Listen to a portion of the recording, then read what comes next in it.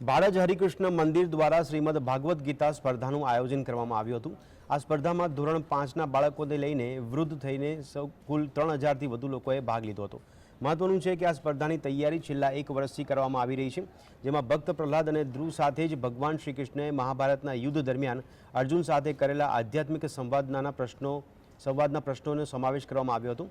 આ અંગે હરિકૃષ્ણ મંદિરના આયોજક સમિતિના અધ્યક્ષ પદ્મદાસે જણાવ્યું હતું કે ભગવદ્ ગીતામાં ભગવાન કૃષ્ણએ આપેલા ઉપદેશો આજે પણ શાશ્વત છે અને સાંપ્રત છે। ઉપરાંત ભગવાન કૃષ્ણએ અર્જુનને આપેલા ઉપદેશોની ઊંડી સમજણને પ્રોત્સાહન આપવા માટે આ પ્રકારની સ્પર્ધા મહત્વનો ભાગ ભજવે છે। जैसे कि हमें बताया जाता है कि भगवत गीता हमारे लाइफ का मैनुअल है, तो हमें हमारी लाइफ स्टार्ट करने से पहले भगवत गीता छोटी उम्र से ही पढ़ना चाहिए।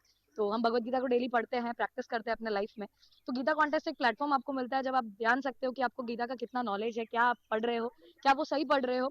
एंड आप एक एग्जाम दे सकते हो, जान सकते हो अपने बारे में। तो एक अच्छा प्लेटफॉर्म है, आप भी पार्ट ले सकते हो आगे जब भी परफॉर्मिंग आए, तो इट्स गुड।